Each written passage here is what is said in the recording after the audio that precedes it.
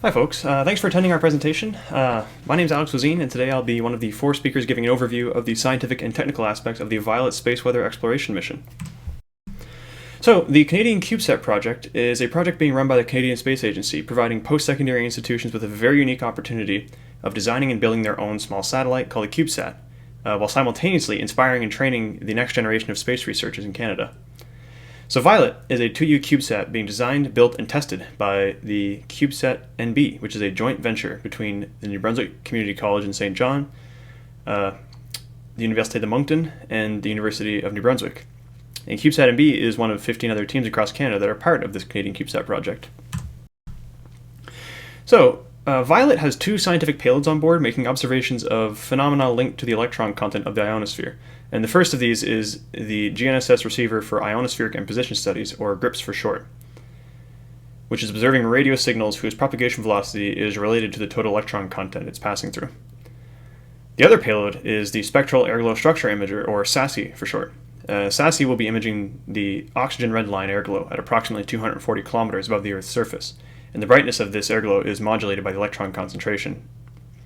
So together, the two payloads provide a complementary means to monitor the electron content of the ionosphere, as well as the ionospheric conditions. So the brightness of the red line emission varies heavily with solar activity and geomagnetic and atmospheric phenomena, and pairing the SASI and GRIPS observations allows wave features such as traveling ionospheric disturbances, plasma bubbles, and auroral signatures to be observed. So on its own, the GRIPS observations complement these from the European Space Agency's SWARM mission, and they could even be combined with terrestrial observations in a tomographic analysis.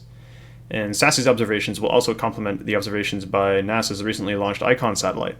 And SASI even has the potential to record redline observations further poleward of those provided by ICON.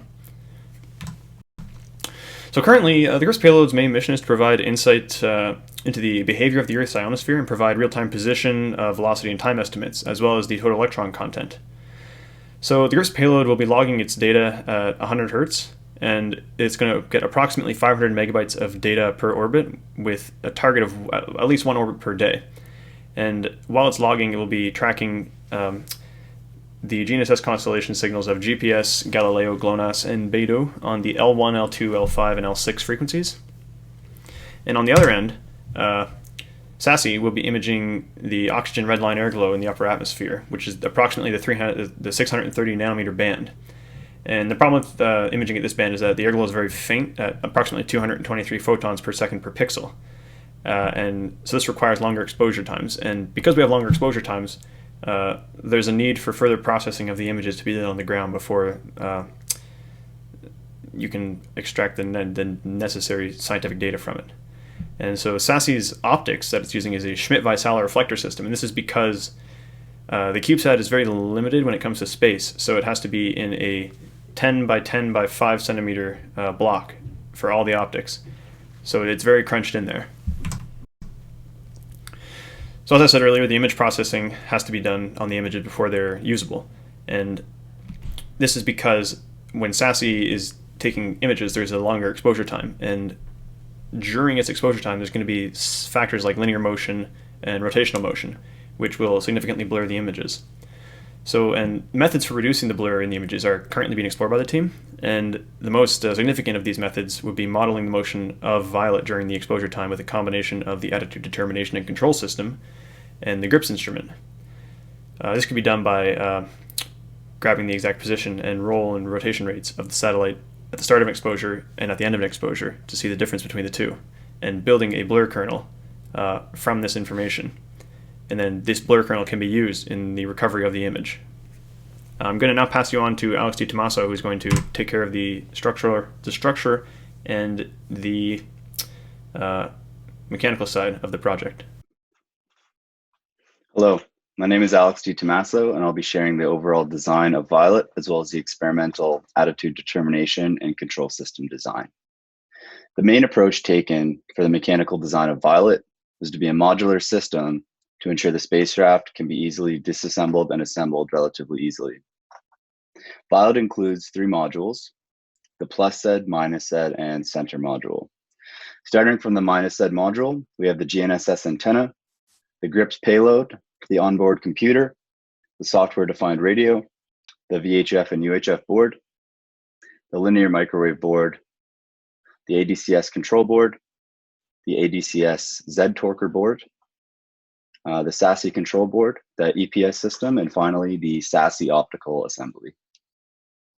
The SASE payload is designed to image the Earth's ionospheric airglow layer. To do this, its imaging axis must be oriented minus 12 degrees relative to the surface of the Earth. PMAX systems make a spacecraft act as a compass, pointing north-south and following the Earth's magnetic field lines throughout its orbit, allowing for imaging only where the magnetic inclination is minus 12 degrees plus or minus pointing error.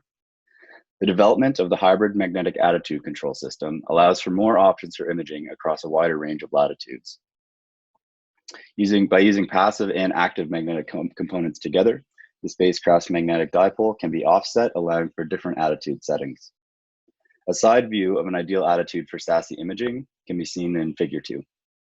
The requirements which drive the development of the subsystem mainly come from the SASE payload, as without an imager, Violet would only require a passive system to ensure stable flight. The main requirements for the HMAX system include a post-deployment settling time or DiTommaso of less than 7 days, steady state roll rates less than 1.5 degrees per second per axis, steady state precession rate less than 2 degrees per second, and a steady state precession angle less than 10 degrees. Lastly, after HMAC actuation to a new attitude, the spacecraft must reach steady state within 8 hours or roughly 5 orbits. The hybrid magnetic attitude control system includes a pair of magnetic torque coils on the X and Y axes and one coil aligned with the Z axis with a max power of 0.25 amp-meter squared per axis. Additionally, the system includes a 1 amp-meter squared permanent magnet and HYMU 80 hysteresis rods aligned with the X and Y axes. Magnetic dipoles created orthogonal to the permanent magnet will result in an angular offset or beta angle of the magnetic dipole relative to the Z-axis of the spacecraft. A Kalman filter will be utilized to accomplish sensor fusion from the gyro, sun sensor, and magnetic field lookup table data. The first results to be analyzed in this is the DiTommaso phase of simulation, for which the satellite axes relative to the geomagnetic field vector are plotted using the MATLAB toolbox, the Smart Nano Satellite Attitude Propagator. The roll axis is the most critical response plot to analyze, as it is the imaging axis as well as the principal magnetic moment axis. The mean and median of the roll axis data upon reaching steady state was found to be 25.6 and 13.5 degrees respectively. This gives some useful information, as the conclusion can be made that there is still some unwanted oscillation present in the system as the spacecraft tracks the local geomagnetic field vector. Modifications will be made in future simulations to further optimize the damping of the system. Snap simulations were then run to better understand what the response to the system is when the magnetic torque coils are powered, specifically to see the trade-off between higher beta angles and stability. Actuation of the yaw torque coil to 50% power occurred at the 16-hour mark, denoted by the red lines there in the plot to the right. Once the torque coils were powered, a short transient phase of stabilization occurs over 3 to 5 orbits as the system reaches stability. Once stable, the mean and median beta angles were found to be 19.8 and 20.4 degrees respectively. This result is expected as the beta angle increases as a function of magnetic dipole moment strength in the orthogonal axes. Thank you. Hello, my name is Siddiqua. I'm going to talk about communication system in Violet mission. Violet requires high data rate to transfer the large mission data volume. As a result, frequency in S-band will be utilized. Frequencies that are requested from International Amateur Radio Union is 2.45 GHz for transmission and 2.433 GHz for reception. These frequencies are not commonly used by the amateur radio operator in Fredericton area, so we expect minimal interference from the surroundings. The bandwidth of 2 MHz has been requested for downlink. The bandwidth will be used to downlink 350 MB and 500 MB data that SASE and GRIPS payload generate per orbit. This functionality will be provided by S-band unit, which consists of SDR, communication platform SCP, linear microwave board LMB, and S-band antenna, where the S-band antenna is in-house field microstrip dipole to have omnidirectional radiation pattern. SDR communication platform SCP consists of two devices, a software-defined radio SDR which connects to LMB and a Linux computer which connects to the rest of the satellite. This consideration of SCP is that the range between Violet and the ground station vary the data throughput on each pass, which also causes to vary the received signal to noise ratio. A 14 dB of variation has been observed from initial simulation. To overcome this challenge, adaptive coded modulation has been developed by a team member.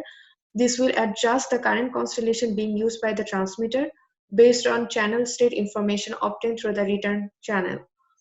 Additionally, new constellation will include novel constellations that contain number of points that are not power of 2 and also not divisible by 2. An example would be 3 PSK or 5 PSK. The new constellation will increase the throughput of the system. Fractional bit per symbol will be created as a result of using non-power of 2 constellation points. To combat this, the current design will implement a method of observing a specified number of waveforms to obtain a number of bits that is close to an integer number of bits. This will help to maximize the efficiency of fractional bits per symbol system. Linear microwave board, in short LMB, is a half-duplex multi-stage linear amplifier system used for both transmission and reception. LMB interfaces with software-defined radio communication platform and antenna system. The system is designed to boost power up to EIRP limit. The amplification of signal aids to establish better communication link between CubeSat and ground station at the requirement of SNR and data rating is spanned. The transition from transmit to receive channel is negotiated between SCP and LMB. The three-stage gallium arsenide and gallium nitride combination of power amplifiers achieves around 45.5 dB gain at nominal temperature according to the simulation. Amplifiers are designed to operate with power backup technique from saturation point so that it maintains the linearity, but it comes at the expense of efficiency. The operation in power backup leads to 20 to 25% efficiency. The third stage gallium nitride amplifier needs external biasing and a proper biasing sequencing. This requirement is being ensured by a bias sequencing circuit. A dual feedback temperature compensation circuit is being investigated, which tracks the quiescent drain current required to automatically control the gate voltage. The stability of amplifier stage was analyzed with Rowlett's criteria for unconditional stability. The K and delta factors are defined from S parameter of the devices. LMB is a heat source in CubeSat due to gallium nitride amplifier efficiency and power requirement. Passive thermal control methods, mostly based on thermal straps, are possible heat control solutions. S-band communication system will use antennas placed on the spaces between solar panels on 4 sides of the CubeSat. Each of these antennas will use printed monopole design. Such a design is required because satellite is free to rotate about z-axis, meaning that the side facing the Earth changes as the satellite rotates. This means that the antenna's radiation pattern must be close to omnidirectional, resulting in low gain values. Antennas will be used for both uplink and downlink for S-band, thus must have a good impedance match and radiation properties at both frequency. A design for center frequency at 2420.5 MHz and a bandwidth of 35 MHz should serve to meet the link budget requirements. An additional constraint placed upon the S-band antenna is their mounting position.